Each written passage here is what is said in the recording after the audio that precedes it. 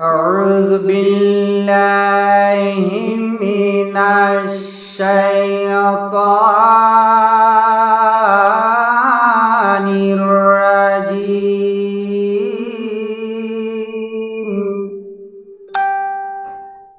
بسم الله الرحمن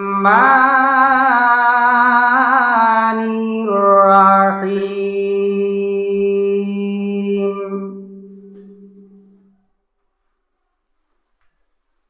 نحمده ونصلي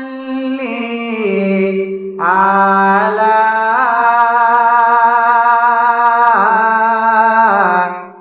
رسوله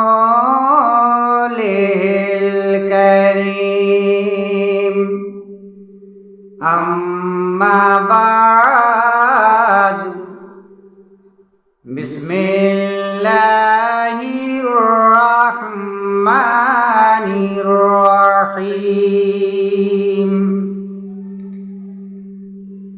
أبي أمامة أن رسول قال يا رسول الله صلى الله عليه وسلم: ما حق الوالدين على والدهما؟ قال: هما جناتك ونارك.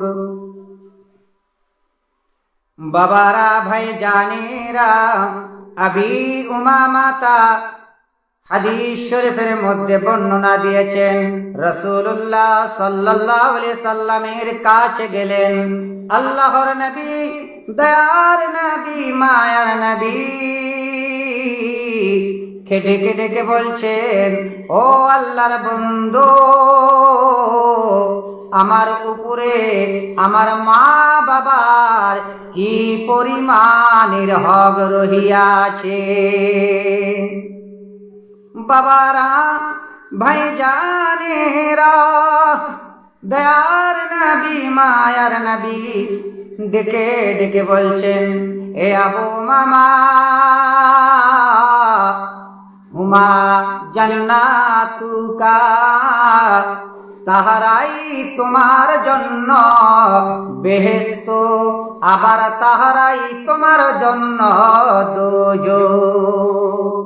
বাবারা, ভাইজানেরা, মা বাবা এমন একটি বাক্য, এমন একটি ডাক, এইরকম মজার ডাক আর পৃথিবীতে নেই। কুরআন পাকের মধ্যে আছে, তোমরা তোমার বাবার সাথে, তোমার মার সাথে সৎ ব্যবহার এবং সৎ আচার করতে থাকো। দয়ার নবীও বলেছেন, বাবারা, ভাইজানেরা, একদিন বিশ্বনবী রহমাতাল লিল আলামিন নবী খেলার সাথী ভাইদের সাথে খেলছেন। সন্ধ্যার সময় সাথী ভাইদের বাবা এসে তাদেরকে কোলে নেয়। আমাদের নবী রহমাতাল লিল আলামিন নবী গো, দুই চোখের পানি ছেড়ে দিয়ে কাঁদছেন। দয়ার নবী, মায়ার নবী দুই চোখের পানি ছেড়ে দিয়ে কাঁদছেন। আমার বাবা কোথায়? আমি আমার বাবার কোলে চড়ব। এমন টাইমে মা আমিনা এসে খুলে নেন। মাকে বলেন, মা,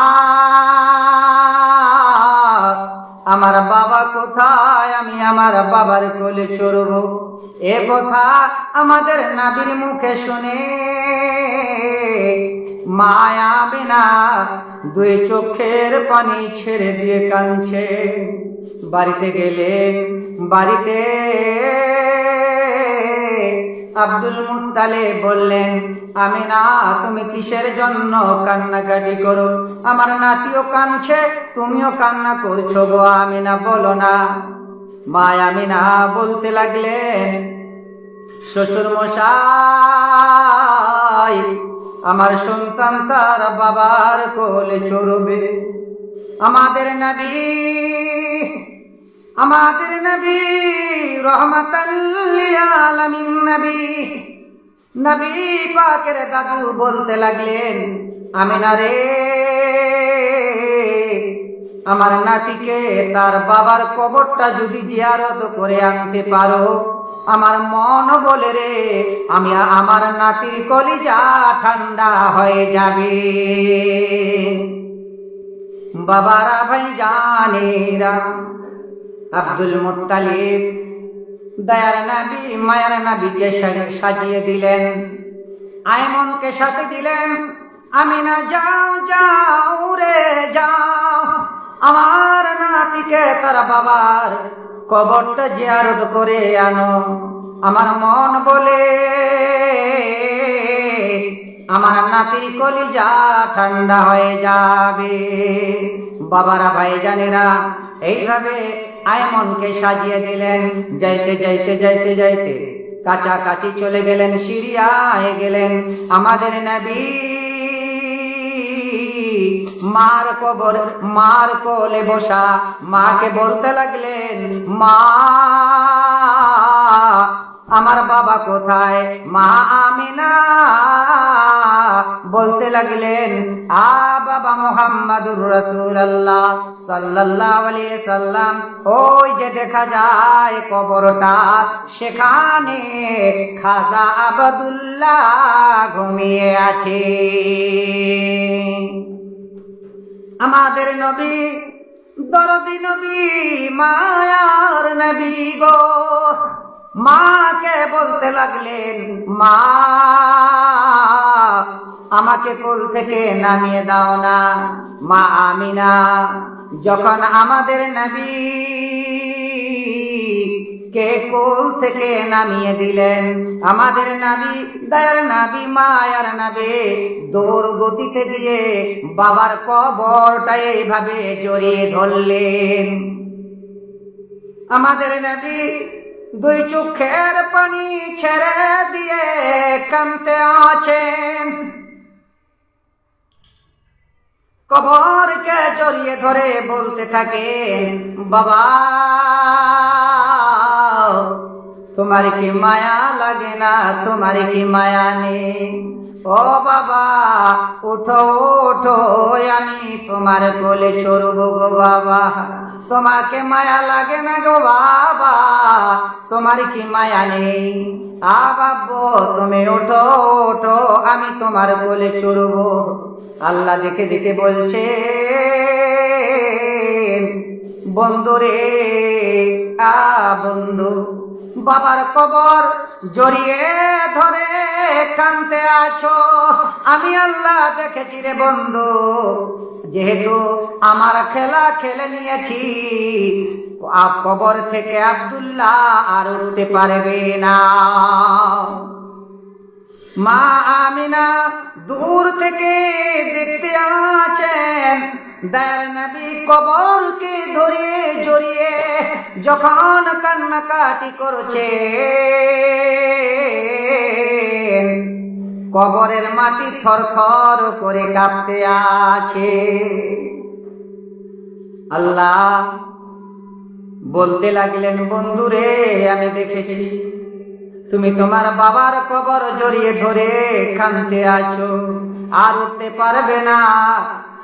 খাজা আবদুল্লাহ এই সন্তানের দায়িত্ব আমি আল্লাহ নিজে হাতে তুলে নিলাম। জোরে জোরে বলে দিন সুবহানাল্লাহ। সেখান থেকে রওনা হবেন, আমার আল্লাহ ডেকে ডেকে বলেন, বন্ধুরে বাবার কবর জড়িয়ে ধরে কাঁদতে আছো, আমি আল্লাহ দেখেছি রে দেখেছি। আমি আল্লাহ কথা দিলাম,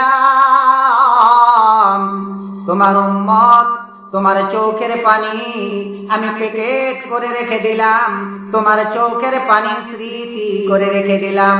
বন্ধু, তোমার উম্মতের মধ্যে কেহ যদি বাবার কবর উপরে গিয়ে আমাকে একটা ফোঁটা চোখের পানি দেখাইতে পারে রে বন্ধু, আমি কথা দিলাম তোমার চোখের পানি, তোমার উম্মতের চোখের পানি একটা জায়গায় করে আমি আল্লাহ চিরদিনের জন্য বন্ধ করে দিলাম। মা আমিনা সেখান থেকে রওনা দিলেন আইমনকে নিয়ে। এবারে মক্কার কাছাকাছি জায়গায় এসে আইমনকে বলতে লাগলেন, আইমন রে আইমন, আমি আর হাঁটতে পারি না রে, আমার শরীরে জ্বর এসে গেছে। এ আইমন, তুমি তাঁবু টানাও। তাঁবু টানালেন, আইমনকে বলতে লাগলেন, আইমন রে, যে বুকে মুহাম্মাদুর রাসূলুল্লাহ সাল্লাল্লাহু আলাইহি সাল্লাম চড়ে দুধ পান করেছে রে আইমন, আমার দয়ার নবী মায়ার নবী শিশু মুহাম্মাদুর রাসূলুল্লাহ আমার কোলে চড়ে দাও, আমার বুকের উপরে চলে দাও। আইমন যখন মা আমিনার বুকের উপর চড়িয়ে দিলেন, মা আমিনা দুই গাল চুমো খেতে খেতে মা আমিনা বিদায় নিয়ে নেন। সেখানে আবওয়া নামক স্থানে মা আমিনার কবরস্থ করে বাড়ির দিকে রওনা হলেন। আমাদের নবী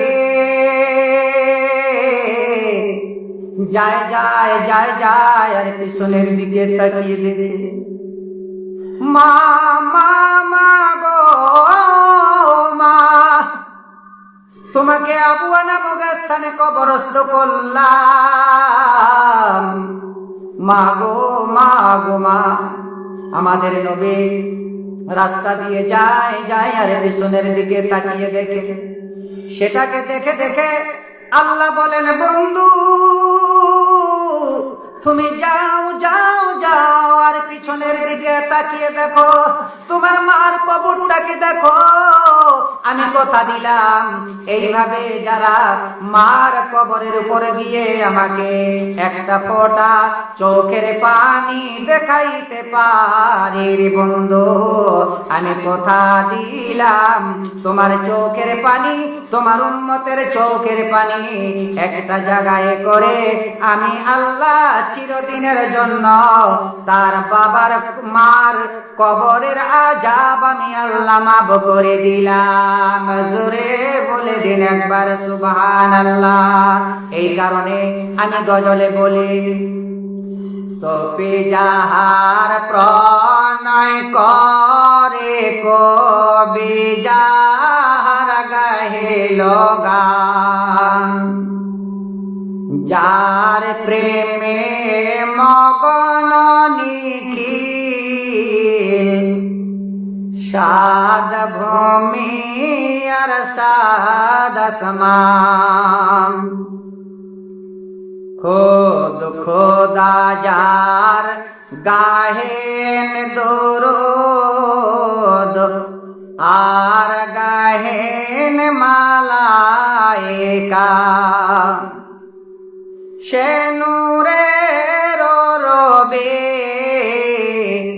ধ্যানের সবে, রাসূল মোর সাল্লাল্লাহু আলাইহি বাবা হারালে মাতৃ গর্বে,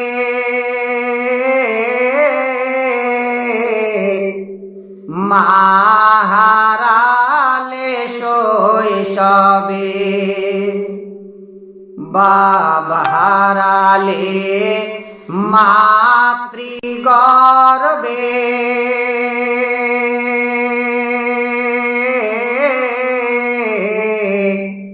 মা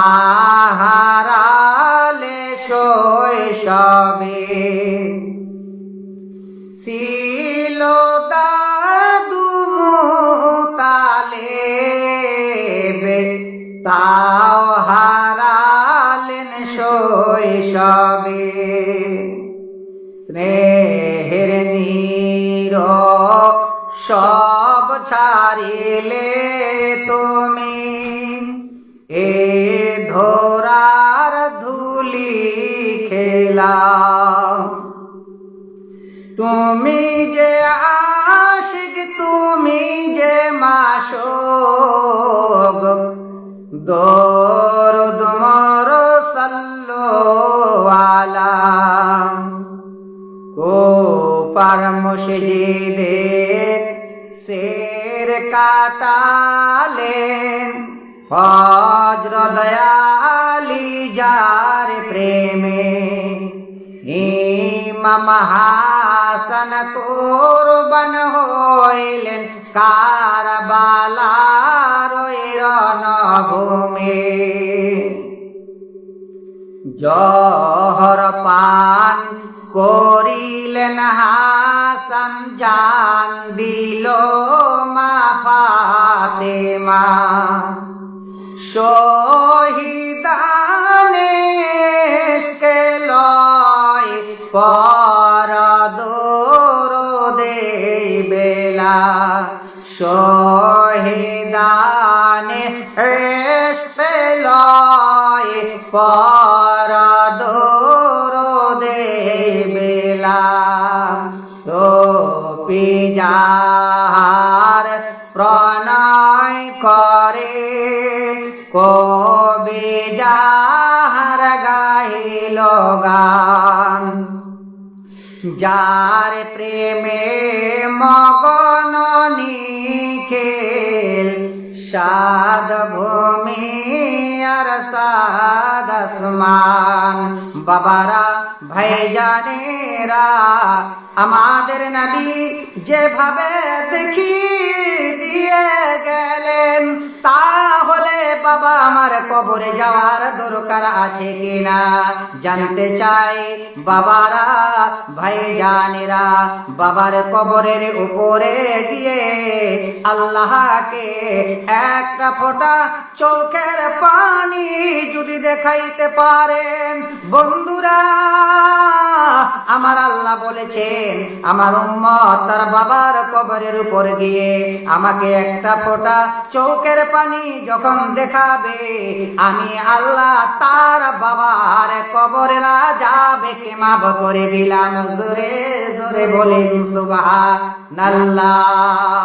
বাবারা আসুন, মা কি জিনিস, বাবার কি জিনিস, বন্ধুরে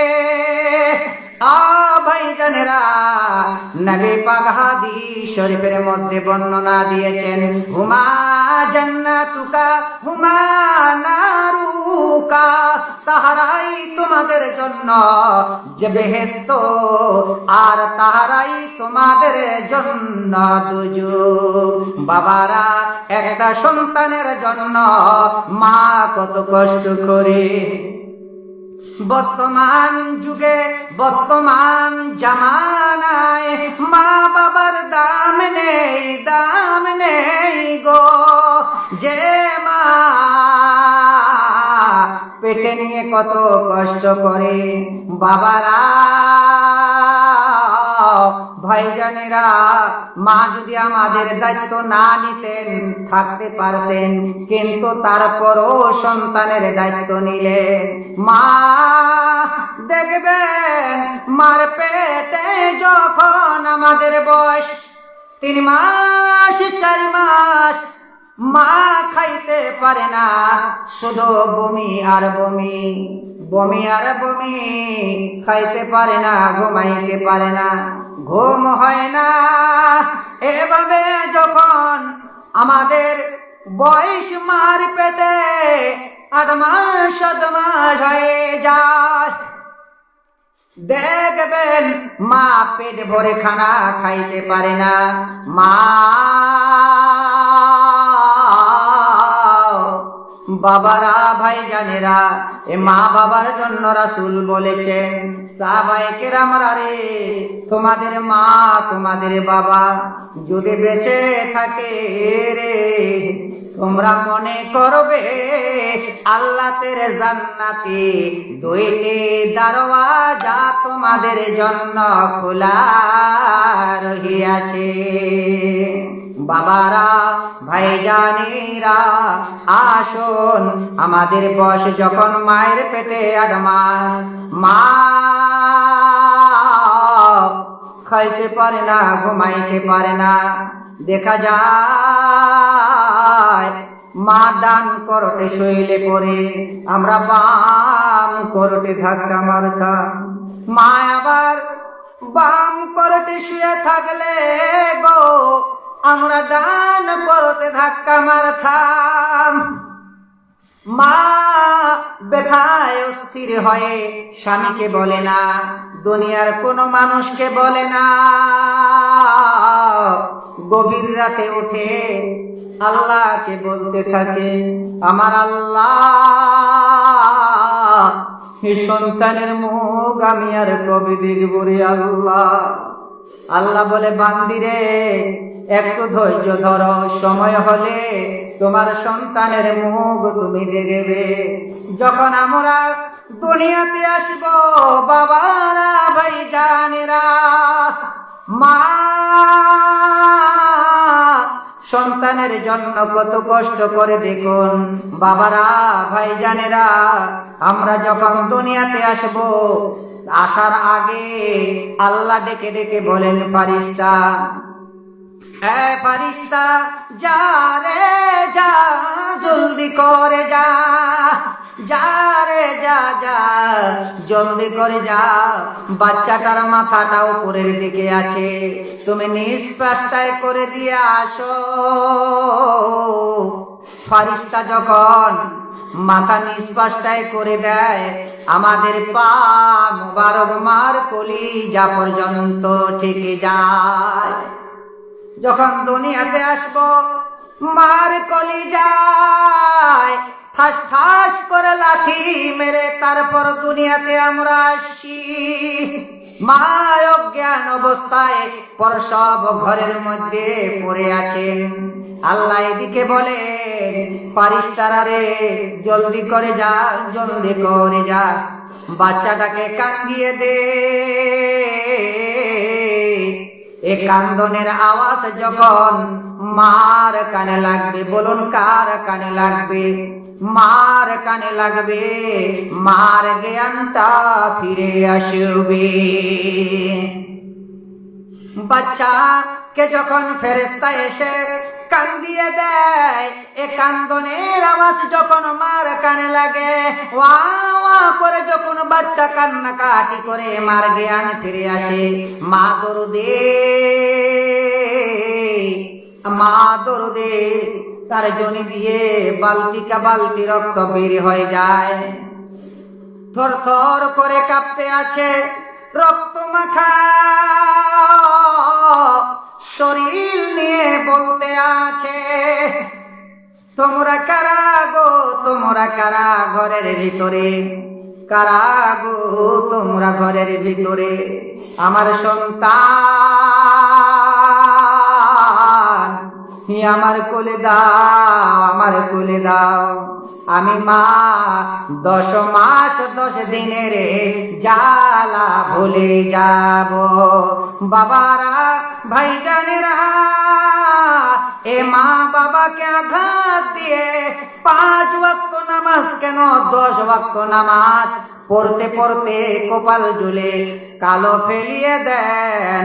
আল্লাহ পাকের দরবারে একটা সেজদা দাও, আল্লাহ পাকের দরবারে কবুল হবে না।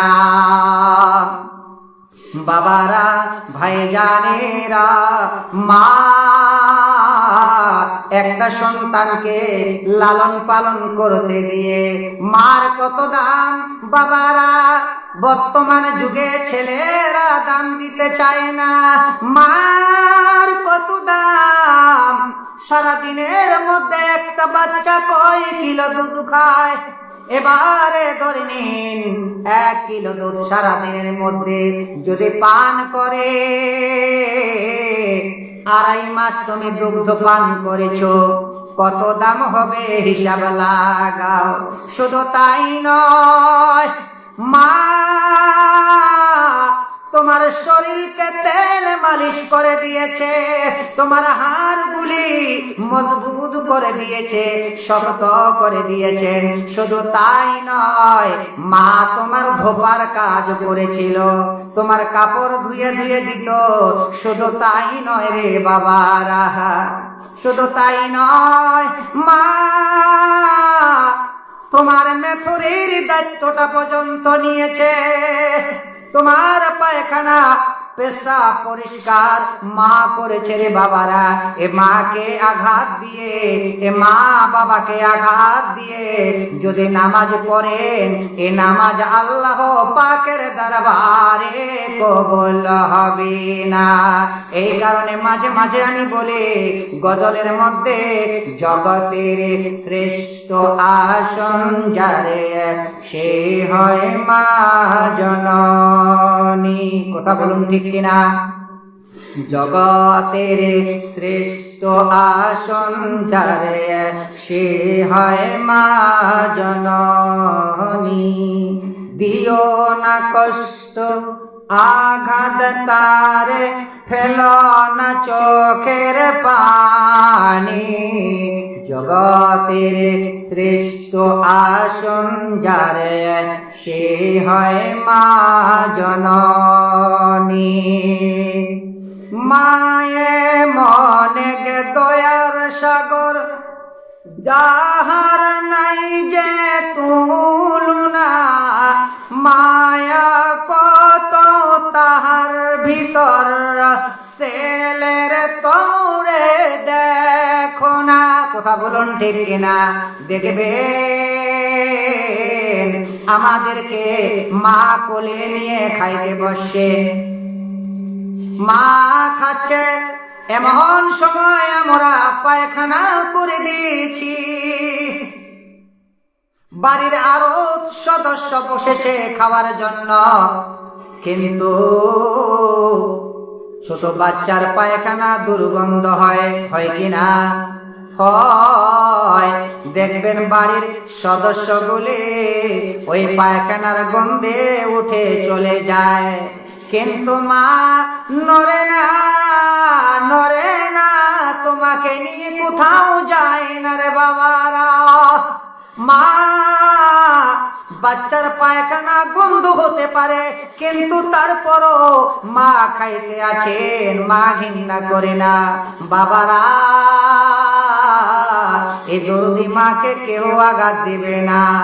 শুধু তাই নয়, 5 ওয়াক্ত নামাজ তো দূরের কথা, 10 ওয়াক্ত নামাজ যদি পড়ো, বাবারা ছেড়ে দেন। মক্কা মদিনার ইমাম হলো কোনো লাভ নেই। এ মা বাবাকে যারা আঘাত দিয়ে কষ্ট দিবে, আর ইবাদত যদি আল্লাহ পাকের করেন, আল্লাহ পাকের দরবারে তোমাদের একটা সেজদাও আল্লাহ পাকের দরবারে কবুল হবে না। বাবারা, ভাইজানেরা, যারা আমার ওয়াজ শুনছেন, হাদিস এবং কোরআনের কথাগুলি শুনছেন, অবশ্যই অবশ্যই লাইক, শেয়ার, কমেন্ট করবেন বাবারা। এটাই বলে আমি আমার বক্তব্য শেষ করছি। আসসালামু আলাইকুম ওয়া রাহমাতুল্লাহি ওয়া বারাকাতুহু।